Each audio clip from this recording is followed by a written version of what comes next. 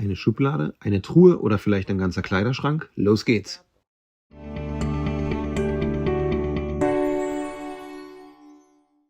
Hallo, ich bin Honza von IGM und in diesem Video zeigen wir, wie einfach es ist, mit den Zinkenfräsgeräten IGM FD300 und FD600 zu arbeiten.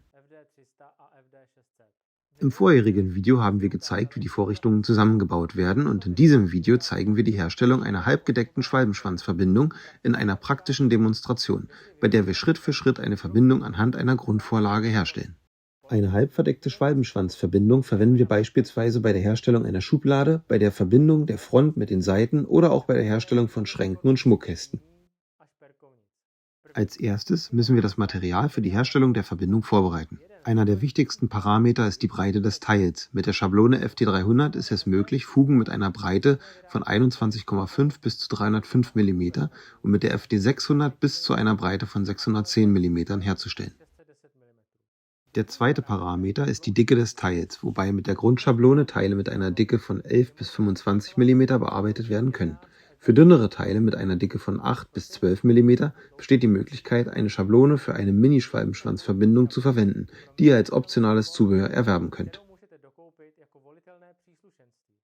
Die idealen Breiten der Teile sind hier in der Tabelle aufgeführt. Diese Breiten garantieren, dass immer volle Zähne entstehen und die Verbindung symmetrisch ist.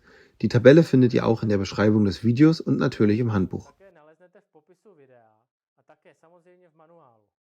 Es ist immer wichtig, die Teile, die zusammengefügt werden sollen, richtig zu markieren. Markiert sie beispielsweise mit X auf einem Teil und Y auf dem anderen.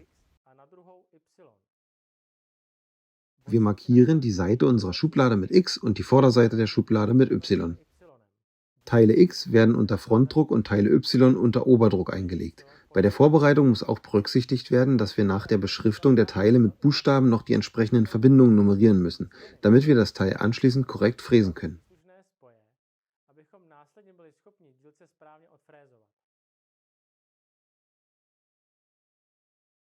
Wir befestigen eine gerade Anzahl an Teilen an den Anschlägen auf der linken Seite, eine ungerade Anzahl an Teilen an den Anschlägen auf der rechten Seite. Es kann also nicht passieren, dass die Verbindung nicht passt.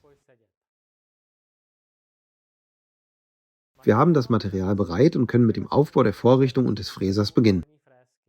Wir haben die Rollenbeschläge bereits aus dem Zusammenbau montiert, indem wir sie beide näher an der Mitte der Schablone platzieren, um eine halbverdeckte Verbindung herzustellen. Wir führen das mit dem X gekennzeichnete Teil unter dem vorderen Druck ein, jedoch nur so, dass es leicht aus der Vorrichtung herausragt und ziehen den Druck leicht fest.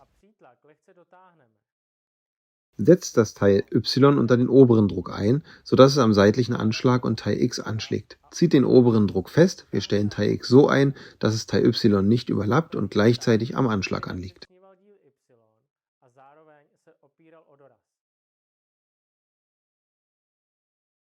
Dann fügen wir die Schablone ein. Auf der Schablone befindet sich eine gelaserte Linie und der Buchstabe S. Diese werden zum Einstellen der Schablone verwendet. Diese Linie muss so eingestellt werden, dass sie mit der Vorderkante des Teils unter der oberen Druckschiene übereinstimmt. Die Einstellung ist einfach. Indem wir die Mutter lösen oder festziehen, können wir die Linie auf der Schablone einstellen. Es ist wichtig, diese Anpassung auf beiden Seiten der Vorrichtung vorzunehmen, damit die Schablone parallel zur Kante des Teils verläuft. Zieht die Schablone mit den Flügelmuttern fest. Wir haben die Vorrichtung aufgebaut und bereiten nun die Oberfräse, den Kopierring und den Fräser vor. Von der Montage sind noch ein Kopierring und ein Fräser übrig. Nun befestigen wir das Werkzeug und den Kopierring an der Oberfräse. Für die Herstellung einer Zinkenverbindung empfehle ich eine leistungsstärkere Fräsmaschine wie zum Beispiel die CMT 7E oder eine mit mehr als 1600 Watt Leistung. Es kann sein, dass eure Oberfräse den Kopierring nicht direkt auf dem Frästisch festklemmen kann. Daher müsst ihr, wie in meinem Fall, die Fräsplatte IGM FRB 170 anstelle der Gleitplatte anbringen. Diese Fräsplatte kann als optionales Zubehör erworben werden.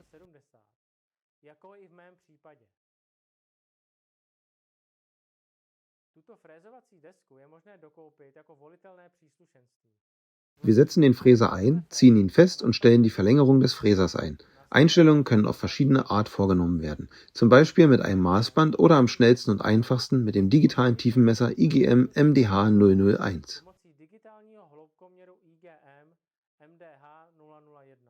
Die Schnitttiefe muss 13,5 mm betragen. Ich empfehle die Erstellung eines Testmusters. Kommen wir nun zum Fräsen selbst.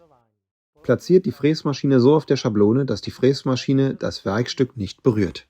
Wir schalten die Fräsmaschine ein und machen einen flachen Schnitt von links nach rechts. Wir fräsen nur die Vorderkante. Durch dieses Verfahren werden Splitter an der Vorderkante vermieden. Anschließend vorsichtig von links nach rechts fräsen und mit einem Kreis die Aussparung in der Schablone nachzeichnen. Nun prüfen wir, ob alle Zähne sauber und richtig gefräst sind. Sollten wir feststellen, dass irgendwo noch Material vorhanden ist, fräsen wir noch einmal, ohne die Schablone neu auszurichten.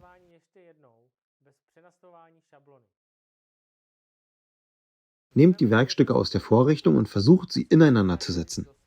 Es kann vorkommen, dass die Verbindung nicht genau euren Wünschen entspricht, aber alles kann durch kleine Anpassungen des Werkzeugs oder der Vorrichtung gelöst werden. Wenn die Verbindung locker ist, muss die Schnitttiefe des Schaftfräsers erhöht werden. Ist sie zu eng, verringern wir die Schnitttiefe. Wenn die Verbindung flach ist, bewegt die Schablone mit Hilfe der Mutter in Richtung der Vorrichtung. Wenn die Fuge tief ist, bewegt die Schablone von der Vorrichtung weg. Wenn die Verbindung euren Wünschen entspricht, ist es auch möglich, eine Verbindung auf der anderen Seite der Schubladenfront herzustellen. Bei exakt gleicher Vorgehensweise entsteht nur alles auf der anderen Seite der Vorrichtung. Bei dem Verfahren der XY-Beschriftung und der numerischen Beschriftung sind jedoch die Regeln zu beachten, die wir bereits gezeigt haben. Lasst uns nun zeigen, wie. Wir haben bereits die Markierung S eingestellt, um die Verbindung richtig herzustellen. Setzt das Teil X, das die zweite Seitenwand unserer Schublade bilden soll, unter die vordere Druckschiene ein und lasst es wiederum nur leicht über den Rand der Vorrichtung hinausragen, so dass es nicht mehr als die Dicke der Schubladenfront überlappt.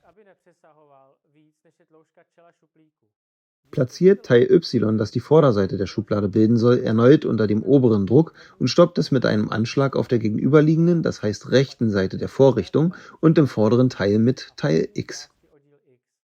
Durch Lockerung der vorderen Druckschiene richten wir Teil X wieder entsprechend der Oberkante von Teil Y aus. Legt die Schablone ein und beginnt mit dem Fräsen der zweiten Verbindung. Auch hier empfehle ich, auf jeden Fall zuerst den vorderen Teil der bearbeiteten Teile zu fräsen, um Splitter an der Vorderkante der Verbindung zu vermeiden, und fräst dann entlang der Schablone.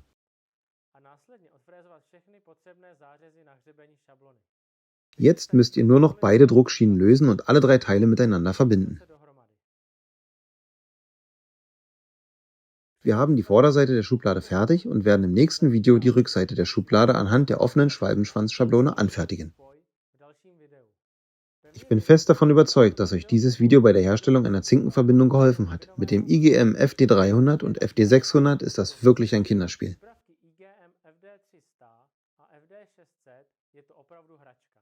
Wenn euch das Video gefallen hat, gebt uns ein Like und wenn ihr keine weiteren interessanten Videos verpassen möchtet, klickt auf Abonnieren. Und ich freue mich auf euch beim nächsten Video.